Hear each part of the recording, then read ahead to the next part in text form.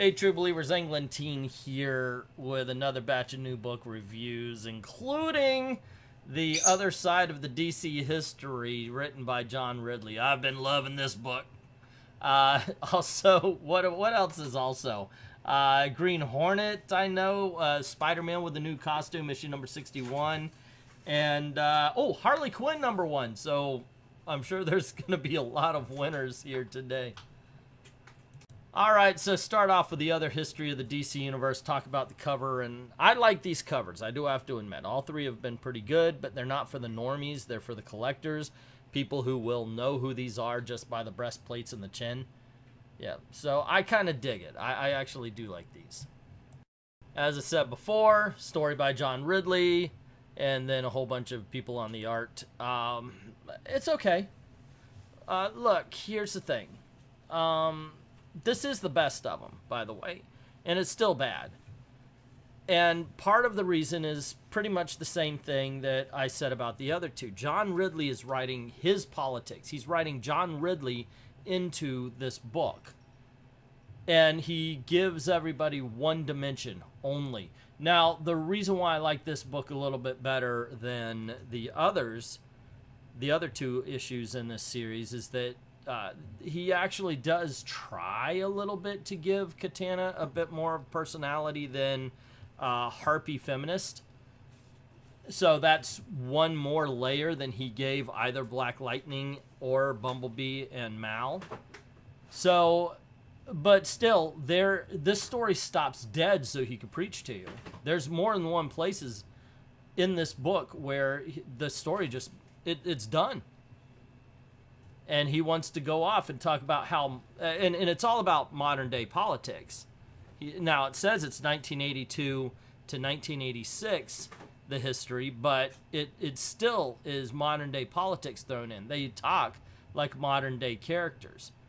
I got news for you. The Japanese don't give a crap about the identity politics the way that John Ridley does. It just doesn't happen. But that's the way it is here. You get to see... You get to see John Ridley's take on feminism. You get to see John Ridley's take on the way that America's been horrible to women, especially in 1982. At one time, he alludes to the fact that there were no female doctors in 1982. Think about that, guys. I'm not freaking kidding. It's in here. It's a ridiculously bad book, but this is a ridiculously bad series that seeks to do nothing more than to victimize the people it's writing about. It turns everybody into a one-note pony. Or, in this case, 2 notes. So, like I said, it's a little bit better than the others, but it's still a really, really bad book. And it's kind of sad.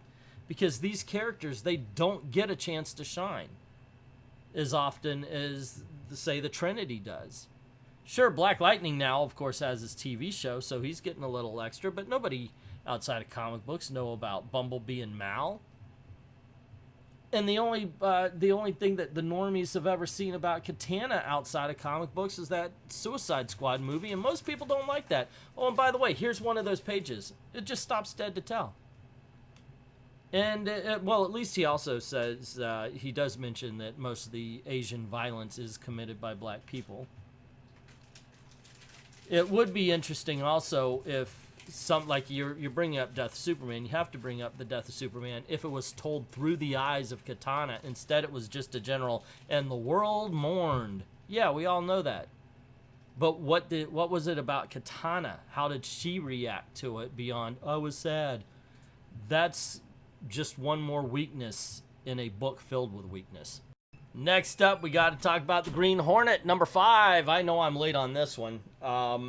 I was going to do it. Is Green Hornet really that good? Because I actually enjoyed parts of this. I enjoyed issue #1. I enjoyed issue #2. I enjoyed issue #4. So how you guys doing? Yeah, I really wish I could say something good about this book. I like the Green Hornet here. I like the art in it. It just has a surreal and alien kind of style to it. Gail let the bird out, by the way, while I was doing my video. So, okay. But unfortunately, this did not stick the landing. They bring in a superhero Kind of like this baby was supposedly a sort of a Superman type hero, and at one point there's even a matrixing of bullets and everything. It's I don't know, like I said, I wanted it to be better. Give me something to hang my hat on and say, hey, this is awesome and this is why I like the Green Hornet, guys. I don't remember the last time I reviewed a Green Hornet book, but this is what I get. Come on, let's put out a good one. The one you did with the girl Green Hornet was good. Let's go back to that, because it just didn't stick the landing. I wish, and I can't very well say, hey, you know what? I recommend to you issue number 1, 2, 4, and 4. Other than that, leave out the rest of the story. It just doesn't work that way. So ultimately, I gotta say this is an entire story I can't recommend. And that's kind of sad, because like I said before, I really do like the Green Hornet. Oy vey, this is this is not my day. No, it isn't. Okay, so Harley Quinn number 1. You guys know what I think about Riley Rosmo's art. And I was like, you know what? I'm gonna suffer through it. I'm gonna push my way through this book, even though I've got to look at Riley Rosmo art. At least it's Stephanie Phillips writing it, right? That's gonna be cool. That's got to be good, right? Right? It doesn't have to be, apparently. My goodness. Okay, actually, there are good elements to the story. The book itself, not so much. So Harley Quinn is down on the street, and the people start attacking her for being a clown. You know, we do know the Joker Award happened, and she kind of feels bad about it. You know, there's even that clown hunter guy. She put herself through a lot to prove that she's not the Joker's girlfriend anymore, and people are still seeing her that way. So she decides to go clown hunting herself, and she runs across Batman. They do the usual back and forth. No, you can't kill that bit. I'm watching you. Grrr. But that's the whole premise. This whole premise is to kind of introduce what the series is going to be, which is okay. It's a first issue. And that she's going to go after clowns now. The old clown gang. She even picks up a former member of the clown gang who has this really ugly chin tattoo and all that kind of stuff. Look, the story, in all honesty, isn't horrible. There were points where I had fun with it. And if it had better art, would pick up issue number 2. But there's no way in heck that I want to look at Riley Rosmo art more than I have to. So, guys, thank you for at least a decent first issue as far as story goes. Stephanie Phillips, I wish they got you a better artist. Wasn't too long that people were making a big deal over the fact that there was a new suit coming up, and oh my gosh, it's here. Woo! Spider-Man's new costume. It's all about YouTube. Really, it's all about making him an influencer. It's all about, at one point it even says, we're gonna make you stronger and faster. I'm like, how did you measure Spider-Man's strength and speed to its capacity, to its maximum capacity, to know that you're making him stronger and faster? I don't know. It just seemed a little bit far-fetched to me. Overall, it's not bad. I like seeing the scenes with the Kingpin are my favorite, because it's basically the Kingpin coming back into his criminal enterprises and being a badass again. And apparently nobody likes Boomerang, so the whole thing that Kingpin's talking about is, well, we're going to assassinate Boomerang. But it turns out, well, they want to kill Boomerang and Spider-Man, but first they got to go through Grog. So that's the premise here. And it's kind of fun. It's not great, but it's not bad.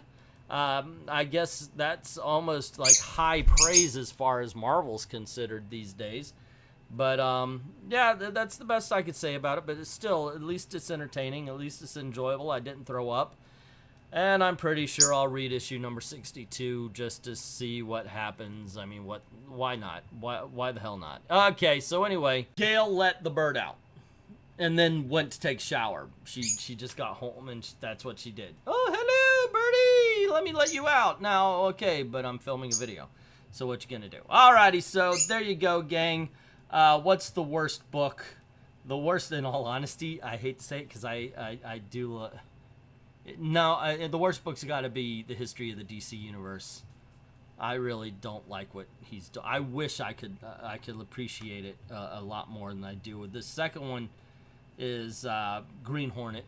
That was not good. And then Harley Quinn, and then Spider-Man. This was not a good time with comics right now. I honestly don't think I could really recommend any of them. It just they're all bad comics. Well, they're not good. Some are okay. Anyway, that's my opinion. What do you think? Let me know in the comments below. Don't forget to click like, share, subscribe, ring the notification bell if you haven't done it already, making sure that your notifications are set on all. Now, if you don't mind helping out the channel, going over to Patreon or to Ko-Fi, drop $1 in the till and helps keep the lights on, helps keep making videos for you. This is the way we're trying to make a living, and we don't want you to miss anything because cool things happen around these parts. Alrighty. That being said, I'd like to thank everybody who's already done that, and to everyone, all of the true believers, thank you very, very much for watching.